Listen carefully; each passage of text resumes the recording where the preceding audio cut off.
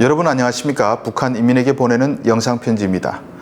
한국의 대표 방송 KBS 방송이 갖고 있는 세계 기록 중에 하나가 총 453시간 45분 생방송 기록입니다. 세계 최장시간 연속 생방송 기록인데 지금까지도 깨지지 않고 있습니다. 어떤 생방송이 그런 기록을 세웠을까요? 때는 1983년으로 거슬러 올라갑니다. 그해 6월에 KBS는 6.25 전쟁 관련 방송을 하다가 그럼 전쟁 때 헤어진 가족 몇 명을 출연시켜 가족 찾기 프로그램을 하나 해보면 어떨까 이런 생각을 했습니다. 그래서 이산가족 몇 가족을 출연시켰는데 원래는 밤 10시 15분부터 2시간만 하려고 했습니다. 그런데 방송이 나가고 1시간도 안 돼 사람들이 KBS 주황홀에 몰려들어 가득 찼고 도저히 방송을 끝낼 수 없어 새벽 2시 반까지 2시간 더 연장했는데도 사람들이 계속 몰려왔습니다. 첫 4시간 동안 무려 2,000명이 넘게 KBS 건물로 몰려들었습니다. 그래서 방송국은 할 수 없이 내일도 하겠다고 약속할 수밖에 없었는데 무려 5일간 밤낮으로 방송이 이루어졌습니다. 최대 시청률은 무려 78%에 이르렀습니다. TV가 있는 사람들은 거의 다 봤다는 얘기죠. 이렇게 이어진 방송은 1983년 6월 30일부터 11월 14일까지 138일 총 453시간 45분 동안 방송됐습니다. 이 기간 5만 명이 KBS가 있는 여의도를 찾았고 10만 건 이상의 문의가 접수됐고 1만 가족 이상이 가족을 찾았습니다. 이때만 해도 남쪽에는 가족의 생사도 모른 채 흩어져 사는 사람들이 많았고 경찰 당국이 추산한 이산가족 수는 약 1,050만 명에 달했습니다. 1980년대 초 당시 대한민국 인구가 약 4천만 명이었으니 4명 중 1명꼴로 이산가족이 있었던 셈입니다. 그 전까지 이산가족은 돈이 좀 있으면 신문에 광고를 실을 수는 있었지만 너무 비싸서 일반적인 사람들은 가족을 찾는 것을 꿈도 꾸지 못했습니다. 그런데 누구나 다 접할 수 있는 TV에서 이산가족의 사연이 소개되니 저저마다 찾으려 나섰던 것입니다. 방송기간 늘 가슴이 미어지는 사연이 화면에 흘렀습니다. 출연자들이 기절하고 아나운서들은 눈물을 줄줄 흐르는 시간들이 이어졌습니다. 이런 과정을 거쳐 한국은 북한에도 이산가족 상봉을 제안했고 결국 1985년 제1차 남북 이산가족 상봉이 성사됐습니다. 당시 저는 어린 나이였지만 나이든 이산가족이 서로 부둥켜 안고 눈물 흘리던 장면이 지금도 잊혀지지 않습니다. 이후 30년 동안 남북관계가 좋으면 종종 이산가족 상봉이 이루어졌는데 2018년 8월 15일 금강산에서 이루어지고 지금까지 더 이어지지 않고 있습니다. 그런데 지금 6.25 전쟁이 끝나고도 벌써 71년이 지났습니다. 이젠 살아있는 직계 이산가족도 점점 줄어들고 있습니다. 한국에는 8, 90대 이산가족이 4만 명이 있는 것으로 추산되고 있지만 한 달에 400여 명 이상이 사망하고 있습니다.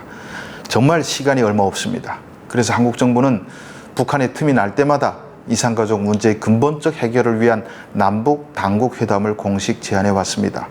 이산가족 문제는 시급한 순수 인도적 사안인 만큼 정치 군사적 상황과 분리해서 조속히 해결하자 소수 인원의 일회성 상봉으로는 부족하니 한꺼번에 만나게 하자고 이런 제안들을 해왔지만 북한은 이런 제안에 아무런 반응도 내놓지 않았습니다.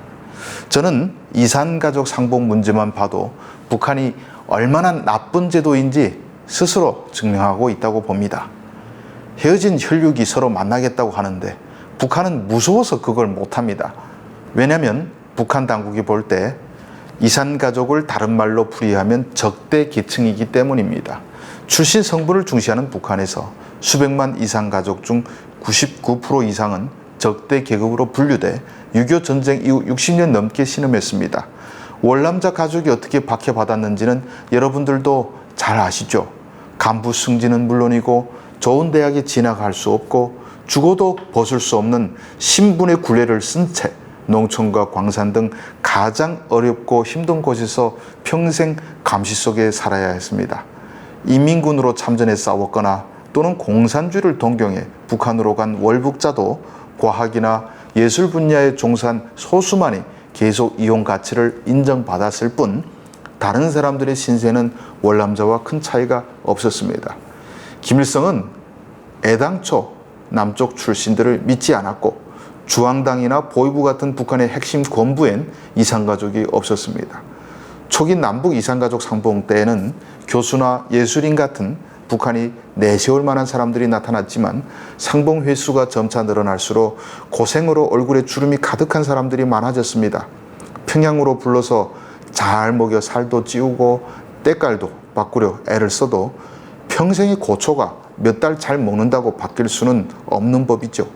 남쪽 가족을 만난 사람들은 장군님의 은덕으로 행복하게 살고 있다는 똑같은 말만 되풀이해 안타까웠습니다. 이산가족 상봉은 북한에 전혀 달가운 일이 아니긴 합니다. 호텔에서 잘 먹이고 남쪽 가족에게 줄 선물까지 챙겨주는 것은 적대 계급에게 어울리지 않는 대접이고 남쪽 가족을 만나 돈과 선물을 받으면 그 자손들까지 남쪽을 선망하게 됩니다. 북한은 이산가족 상봉 규모가 커질수록 적대 계층을 더 늘린다고 보고 아무리 남쪽에서 대규모 이산가족 상봉을 호소해봐야 받질 않습니다. 북한의 이산가족 상봉은 인륜의 문제가 아닌 대남 전술적 차원에서 일부 적대 계층에게 어쩔 수 없이 베푸는 호의 따름입니다. 남쪽은 이산이 한을 품고 눈을 감는 사람이 늘어날수록 가는 세월을 붙들고 싶지만 김정은은 남쪽을 동경하는 잠재적 체제 위험분자들인 이산가족이 빨리 죽기를 바랄지 모릅니다. 그래도 이산가족은 영원히 사라지지 않을 겁니다. 한국에 온 3만 4천여 명의 탈북민이 모두 이산가족입니다. 북에 있는 가족을 다 합치면 수십만 명이 넘겠죠. 이들은 북한의 상봉을 제한할 생각도 못하는 이산가족입니다. 김일성의 6.25 전쟁으로 생겨난 이산가족도 해결하지 못하는데 어찌 탈북민의 가족을 해결하겠습니까? 더구나 임모부와 형까지 포악하게 죽인 김정은에게 천륜이니 인륜이니 인도주의니 하는 말이 통하기나 하겠습니까? 나중에 북한 체제가 붕괴되면 김실가가 우리 민족 앞에 지은 죄를 계산할 때 이산 가족에 대한 학대도 꼭 들어가야 할 것입니다. 그리고 다시는 이 땅에 김씨 왕조 같은 포악한 통치자들이 나타나 인륜과 천륜까지 무시하면서 살지 못하게 천년 만년이 가도 지워지지 않을 기록을 반드시 남겨야 할 것입니다. 시청해 주셔서 감사합니다.